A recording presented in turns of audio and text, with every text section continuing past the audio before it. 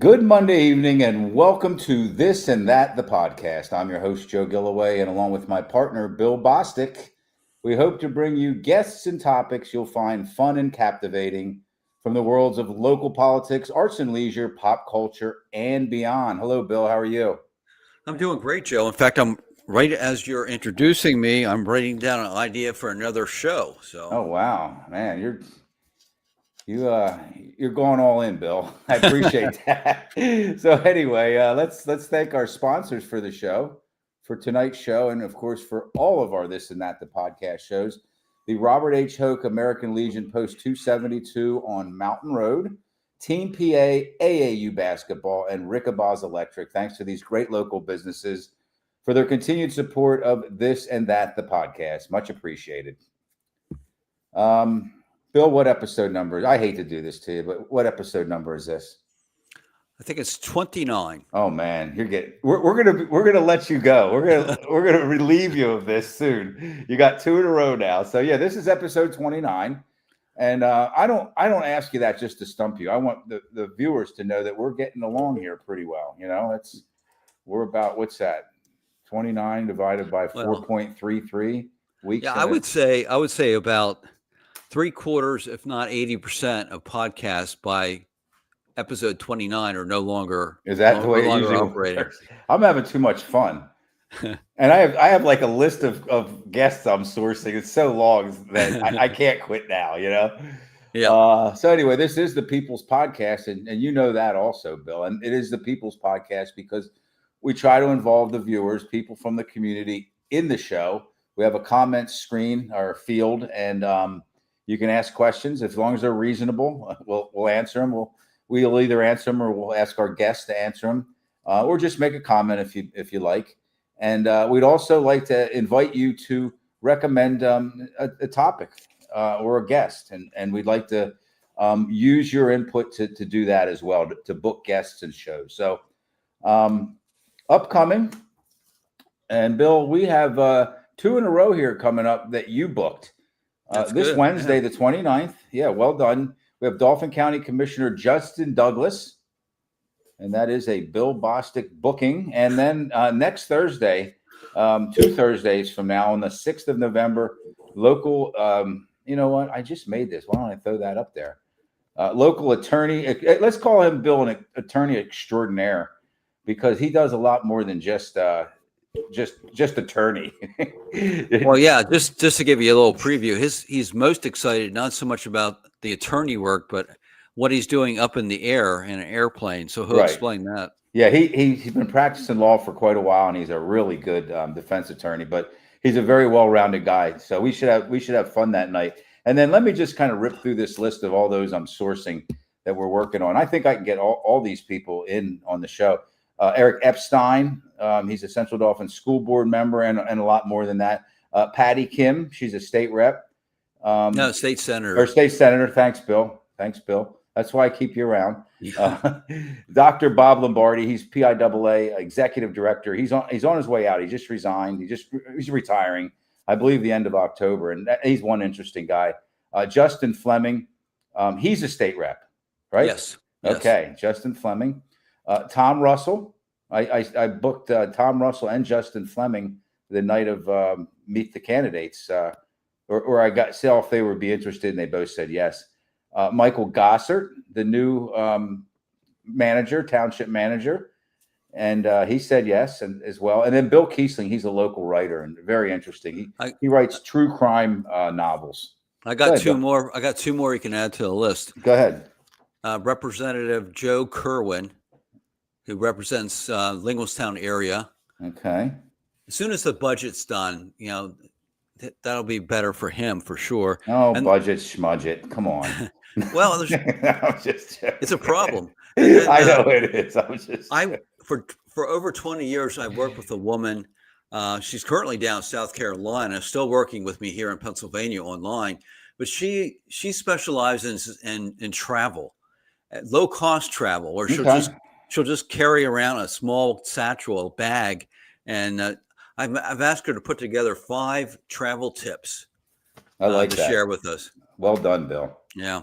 Yeah, so we got to start. Actually, I'm going to start following up. Patty Kim's office is like right down the road from me. She has a new office on Colonial Road, Oh, right near Northside Elementary, right off of what's that, Devonshire Road.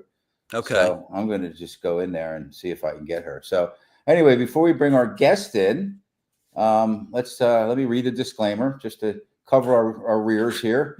The views and opinions expressed on this show are those of the participants who voice them and do not necessarily reflect the positions held by this and that the podcast as an entity, Bill or myself, or the sponsors who support the show. So we're clear now. Let it rip, Thank, buddy. thankfully. Okay. So anyway, tonight we're very excited for this guest, and we've been talking about bringing him on, and we booked him about a couple weeks ago, I guess now, and his name is John Njeim. Okay, and I think I nailed that.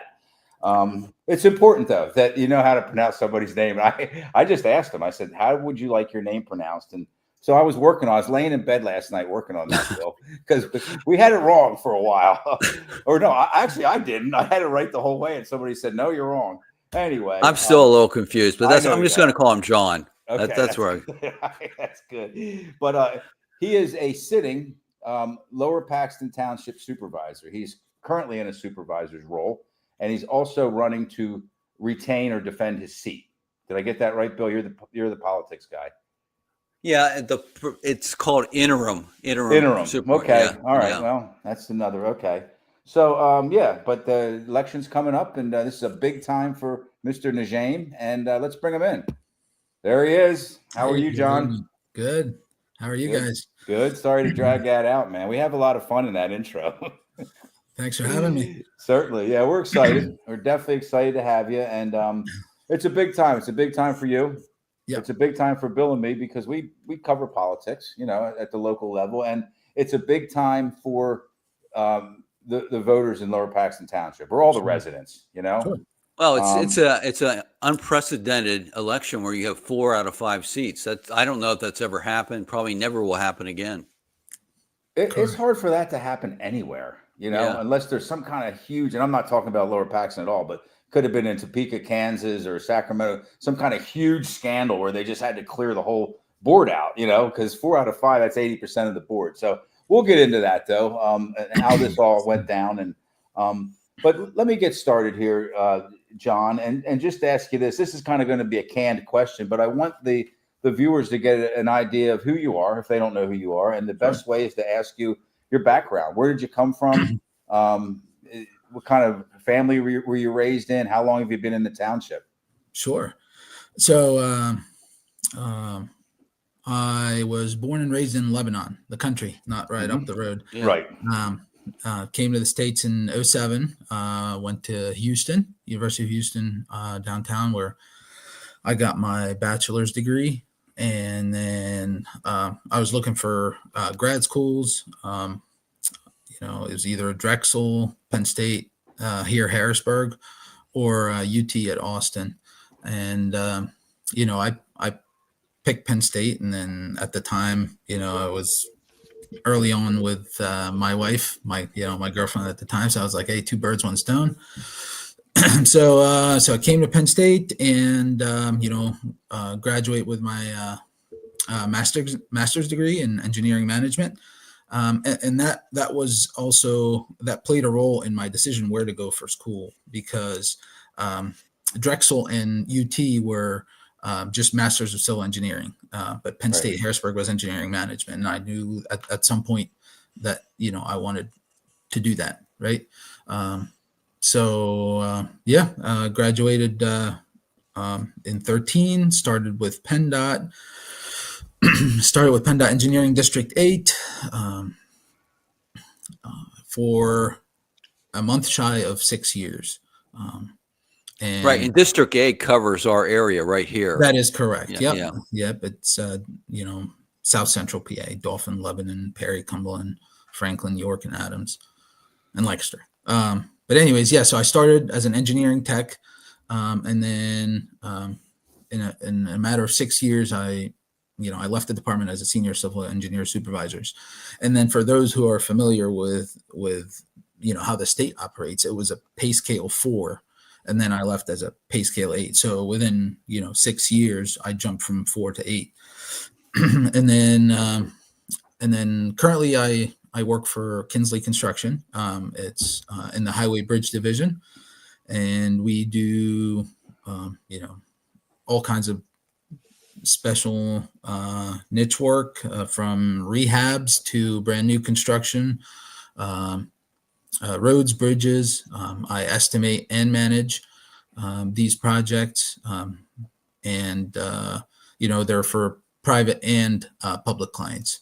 So, Okay. And any projects that we would recognize that you've worked on or are working on now? Sure. Well, in my PennDOT days or my Kinsley days? Yeah, I guess more recently. Okay, Kinsley so days. the closest one to here would be Hertzler Bridge. We did a small rehab on it. It's actually closed now because they discovered not necessarily a fracture critical member, but a member that needs fixed. And we're going to go back and fix it. But then Sheepford Road Bridge, it's in Cumberland County as well. It's a truss bridge, old Phoenix truss. Okay. We're picking the bridge, sending it to the side, disassembling it, send it for, I call it blast, but it's really like clean the lead off, prime it, paint it, come back, put it together and set it. Okay. It doesn't sound easy. It's fun. There's a lot to that. Yeah, it's fun. So let's kind of switch gears here. And, Sure.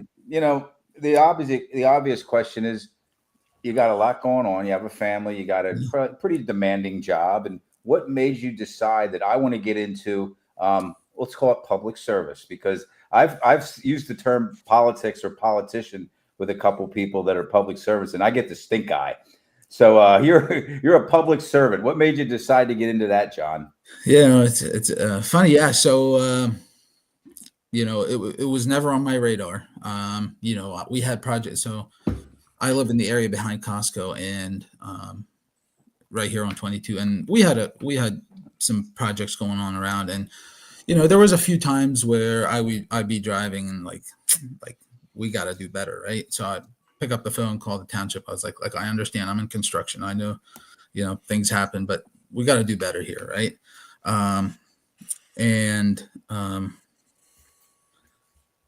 It didn't really click until, I don't know if I should probably say it, but when my opponent resigned and it created this ruckus, right? And I was like, I could do this, right?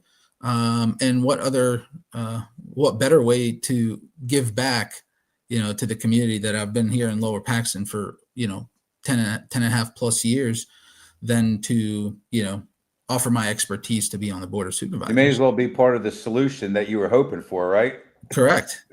So I submitted my application, Okay. and yeah, here I am. All right, Bill, you want to jump in, bud? Now, I thought you were going to do the first couple questions, right? I have another one. I can go a little further. We had planned this out, so let's Sure. That was the first couple questions.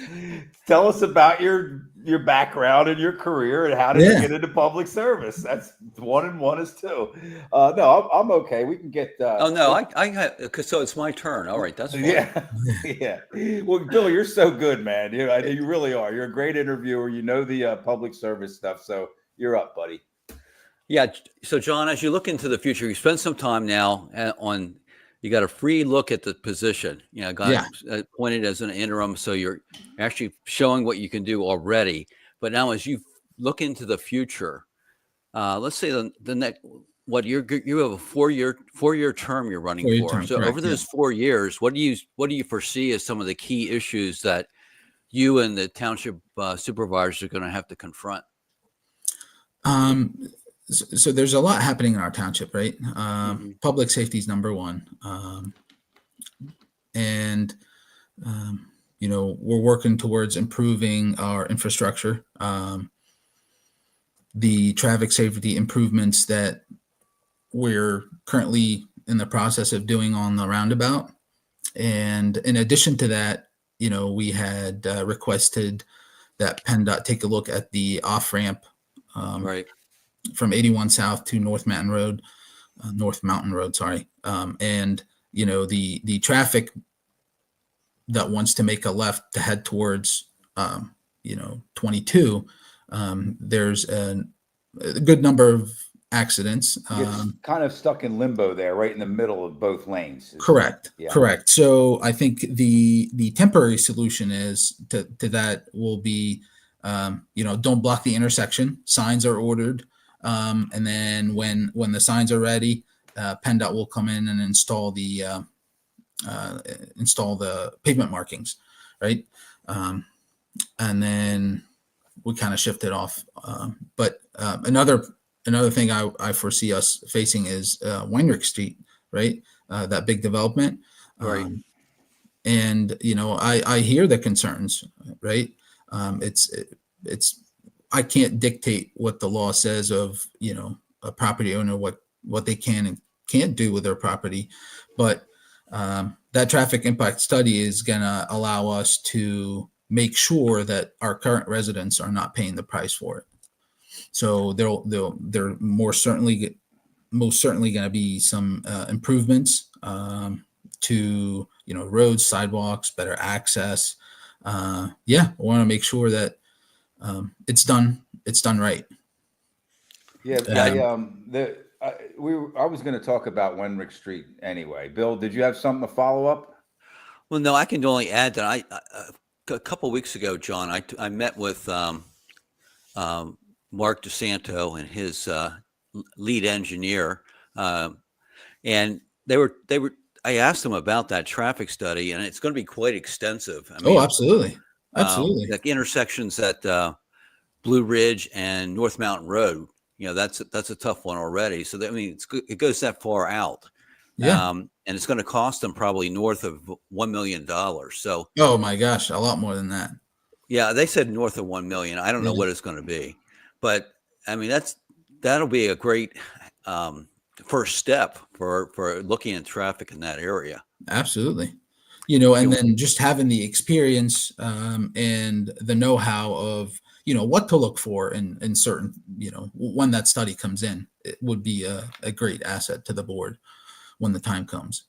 Right, and I was glad you mentioned about the the walkways, sidewalks, getting from Wenrick into the village.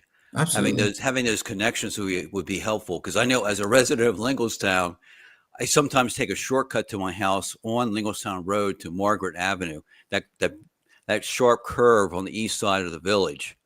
Yeah. Okay, and I know I'm taking my life in my own hands when I do that.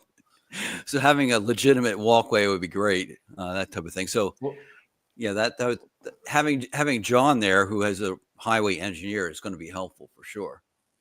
So if you get elected, John, we're the Wenrick Street development's kind of become one of our babies, like on this and that, and then Bill's Lingelstown Gazette.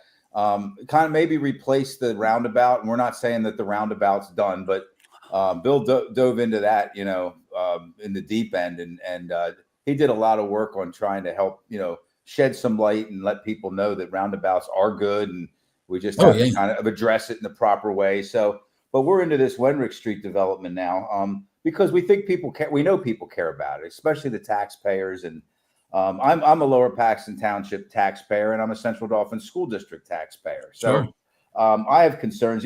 If we look at this situation, there's three separate and distinct entities. There's the township, there's the Central Dauphin School District that will be affected by it, of course, and then you have the taxpayers. And with the school district, and I don't want to say for sure, but it looks like there's already a little bit of overcrowding at the local schools. It may take a high school, a new high school, a new middle school, and a new elementary school, because the high school is already pretty full. I did some research. A new high school can cost $250 million. Okay.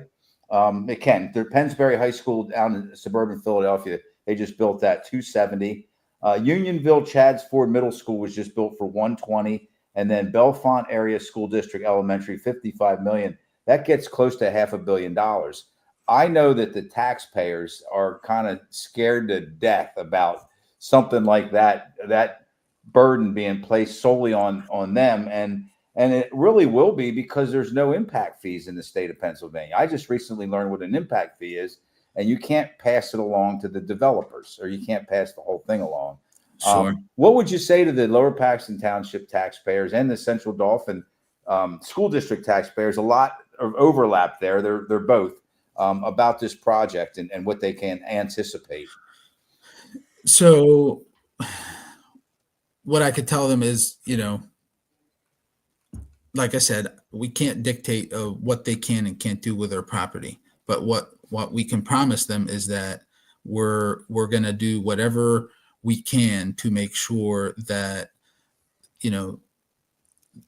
their money is being spent wisely. The improvements that are going to happen are going to be to the benefit of the township, and God willing, they're, I don't want to say they're going to end up, the price shouldn't come back on our current residents, right? But in some shape, way, or form, it will, right? But Right. But another good thing is that it's being publicized, and that's good. We let the school, our school district know that, hey, FYI, there's this, this is coming in the next 10 years, right? So hopefully there's enough time for them to, properly plan for it. Right. And that is a good bit of time. It probably have to start very soon, and then kind of spread this out over the next decade, right? Absolutely. Yeah, when I talked to the developers, they said once they get to final plan phase of the planning process, the last one, they're going to have 5 phases. That's what they're planning on now. Okay. So they'll just go phase by phase. So it's, those students, however many there are not going to be dropped like from an airplane down on them. It's going to be spread out. Right. And that's good enough, unless you had anything else. I don't expect you to kind of let everybody know everything that's going on with that, because it's a big deal, and there's a lot of people involved from all different angles. But I did like that you said, they're working on improving the township, overall. Yeah, absolutely. I might not live in that development, and I might not have kids that go to these schools, which I do. I have a grandson who's at the middle school now, but a lot of people don't, but they still live in Lower Paxton Township. And as you said, there's going to be improvements overall to the township. Absolutely. Absolutely. Okay. So Bill, before I turn it back to you, we have Kirby Lentz wants to ask a question. Kirby's one of our VIP viewers. All right. Kirby's on the Parks and Rep board too. Okay. By the way, yeah. He says something else you should do. Okay, here we go. He's telling me what to do, John. Get your list out, John. Yeah. Start writing it down. Attaboy, Kirby. And this is actually good though. It's clean up the township. There's thick grass on properties. He said it's out of control. Junk vehicles, businesses that don't conform to township policies for handicap accessible. I mean, there's a lot there. But what would somebody do? I know, because I have neighbors that haven't tended to their grass really well, and there's people working in the building. They come right out and deal with it. But if your neighbor has a junked car that's not inspected, it's been sitting there rusting out, or they have grass that's 18 inches tall, or garbage all over, what would they do, John? Reach out to the township. So with code enforcement, we have personnel in the township that deal with it. We have implemented a new system to help alleviate the admin work versus the enforcement work. And hopefully that's going to free up some time for us to be able to, enforce the code. Right. So, just, contact the township. You can't just drive by it and take a mental note. You kind of have to pass that information along to somebody. Absolutely. Yeah. Okay, Kirby, thank you. The worst thing to do is put it on Facebook as a comment. It's not going to happen if you do it that way. No, it's not going to happen. Go ahead, Bill. You're up, buddy. Okay. We're going to wrap things up here, Bill. We're hitting the 20-minute mark. You have a good one? You have a good cleanup? I think I do. Question? I'm just taking a look at my note here. Basically, the question I have to wrap things up is it might be what they call it, the elephant in the room. you have a tough, you're in a tough race here with Yes. a long-term public servant, supervisor, and whatever else that she did. But what we want to hear is what do you think you can offer, bring to the township that maybe your opponent has not shown that she's able to do, or is not something she's interested in? Sure. I'm going to answer this question, but first I want to say thank you for being at the candidates night at LACA, and Right. I encourage all the viewers to go back and watch it. Right. It was a great night. It was really, really good night. Beneficial to voters if they care about who they're voting for. And, Yeah, I'll repost it on Facebook to move it up in time, so it's more easier to find. Please do. And then so I am invested in this community, right? I have 3 young children. They're growing up here, and I want Lower Paxton to remain the safe and accessible community it currently is. My qualifications as a licensed professional engineer, I know how to get things done, and I know how to get things done. And my commitment to our residents and transparency. I said it before and I'll say it again. Our residents can count on me. I will not quit on them. I will not have decade-old problems that my answer to my residents is I tried, and pass on the blame. I'm not running on old promises in hopes that I get the votes this time around to get the fixes done. It's time for qualified people that, share their expertise to sit on the board. I can tell you, I was a Boy Scout troop leader, right? And I can also tell you I was elected by 2,000 supervisors to be president of PSETs, right? What does that mean? What is that, John? So it's a PSETs. It's the Pennsylvania State. Okay, township supervisors. Yes. So you represent the township with correct. them. No. I'm just giving you speculation now. Okay. But what does that mean? Absolutely nothing. What our residents need. I see what you're saying. Okay. What our residents need is somebody that, what are you going to do for them? How are you going to improve their day-to-day life? The potholes that are going to need fixed, the issues that are going to need addressed, and somebody with the expertise of how to get it done, right? I close it out with, I said it at LACA, but experience is good. Relevant experience is great, and our township deserves great. all right. Yeah, John, can I have a follow-up question? Go ahead, Bill. Sure. Because I think sometimes John is a little shy in putting out there what he did with the roundabout issue. Sure. I mean, I'll take credit. I'll give some to my wife too. Whenever that one truck came through and blew out a section that was just fixed, that sort of started the whole thing off. And then people started chiming in on Facebook, and we had TV stations now, a front page newspaper story, and all these kinds of things. And I thought that was really the driving force.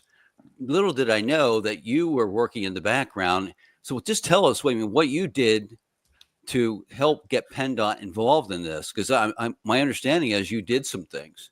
Yeah, so I have worked. I worked at PennDOT for 6 years. I know, who to talk to, and I called them. I said, "Hey, we're having issues here. We need to get this taken care of." Okay. So let's get together and see what we can do. And Joe, you were there. I was there. Yeah. A lot got accomplished that day in that meeting. A lot. And it wasn't just like one person showed up. It was all leadership level that came out to our township. And I don't like to say this because I say I know people, I can get things done, but the know-how is very important. Who you need to go to, how you need to approach it, what needs done, right? Stuff like this. And then I don't know if I don't think this was brought up too, but there's a system in PennDOT that issues the permits, APRIS, right?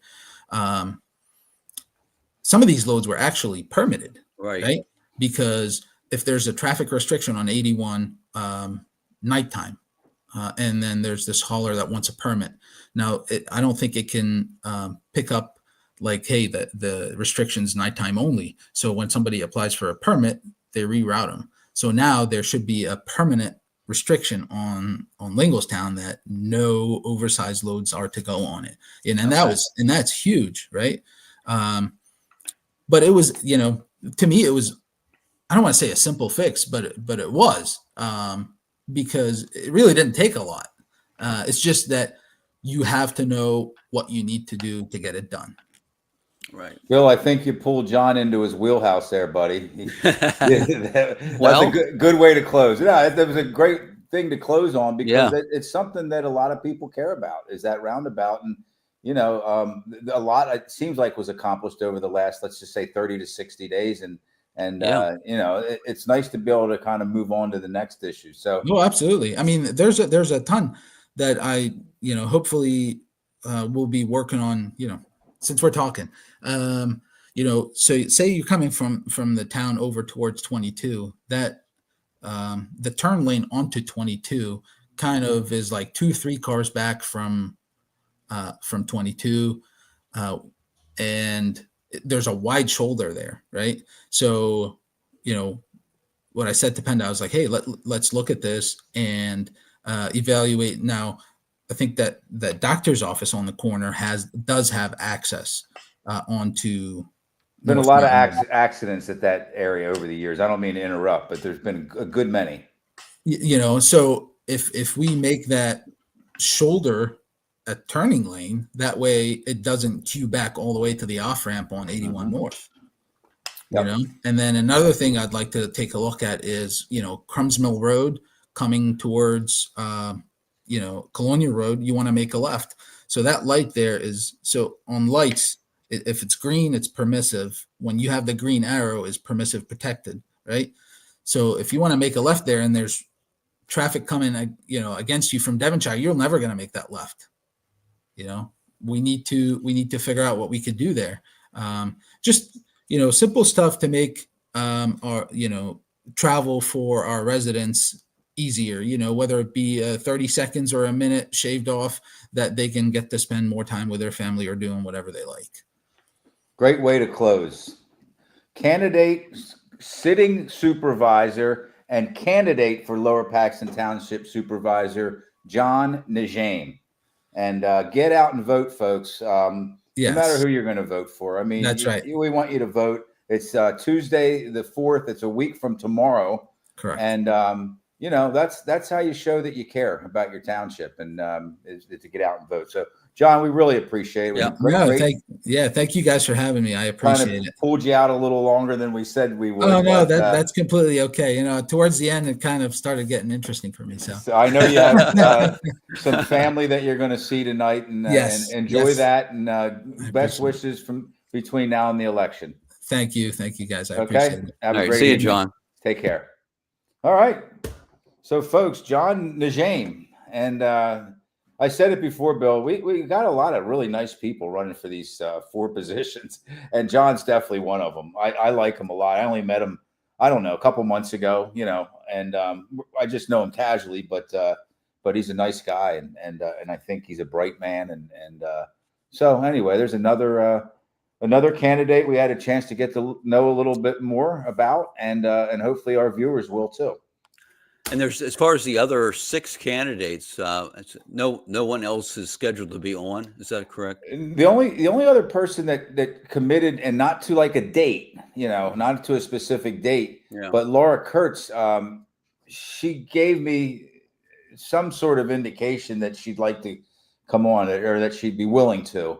Okay. And I don't want to misspeak here, but I thought we were going to book Laura, and I have not heard back from her to this point. So, and I've reached out to all the other 6, and multiple times. So they know where we are, and I'm sure if we had, if somebody asked us if they could still come in and do it, we would probably find some space for them. So anyway, how about this, Bill? What's going on with Lingelstown Gazette?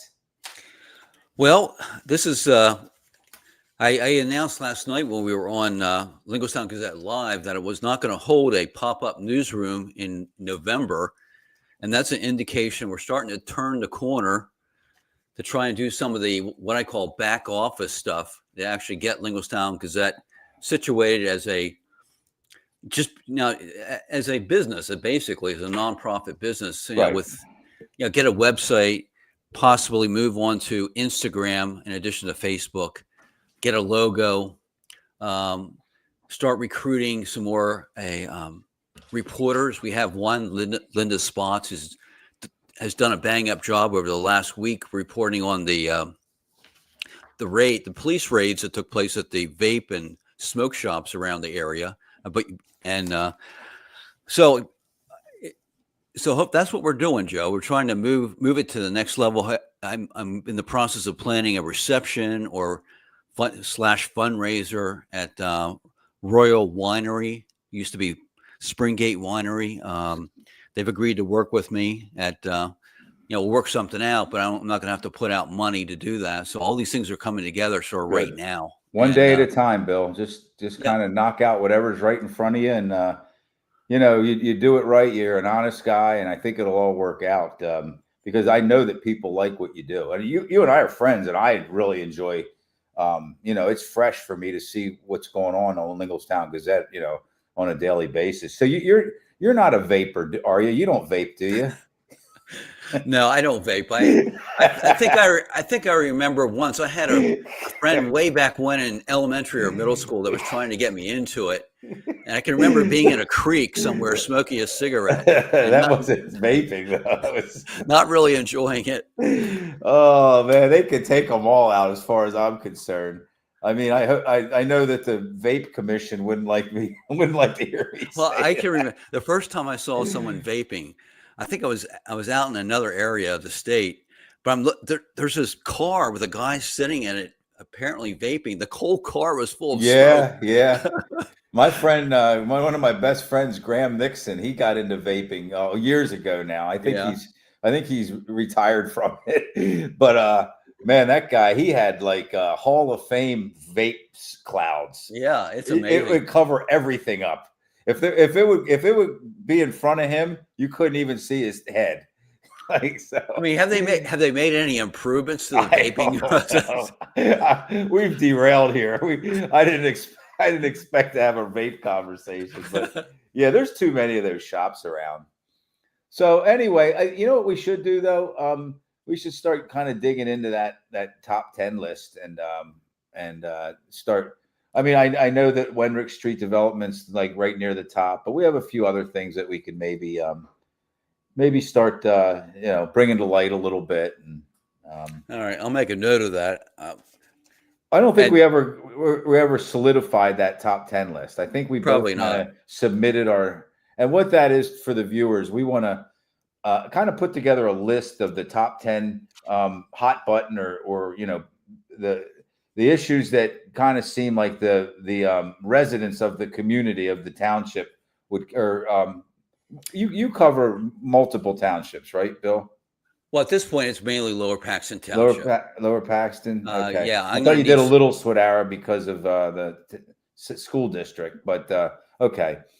But anyway, this is halfway in jest, but halfway not. The one I'd really like to dig into is this Bengal kitten signs, and not just the signs that are illegally posted on utility poles, but get into who the heck.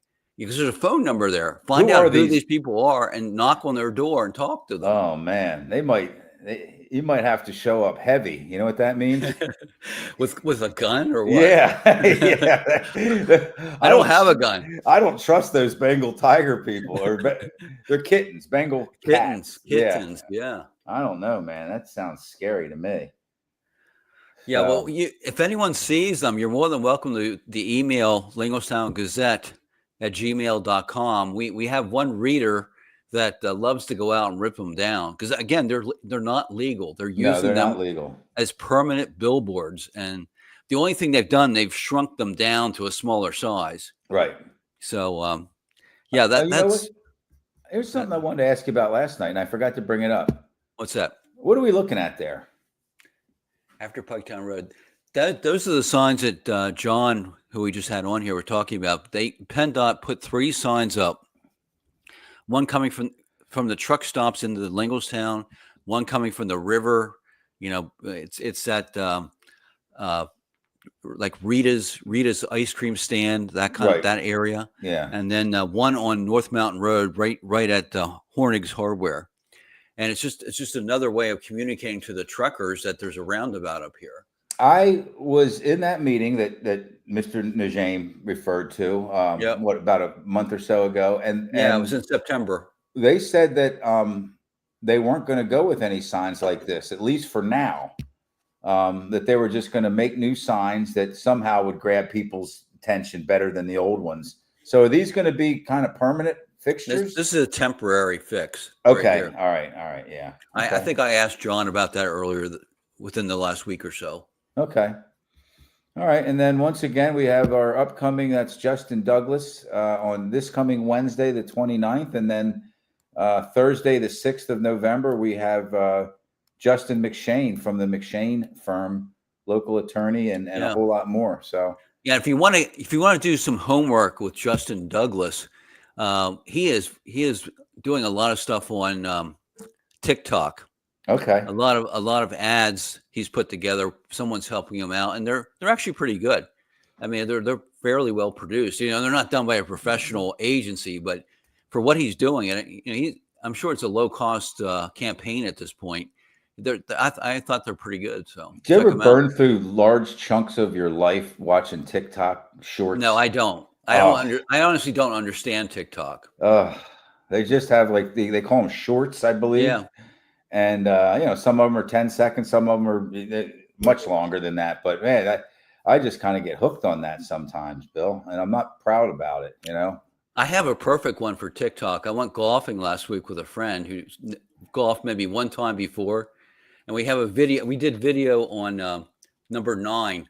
I saw it. Yeah, that would be perfect for TikTok. He coughs up a ball.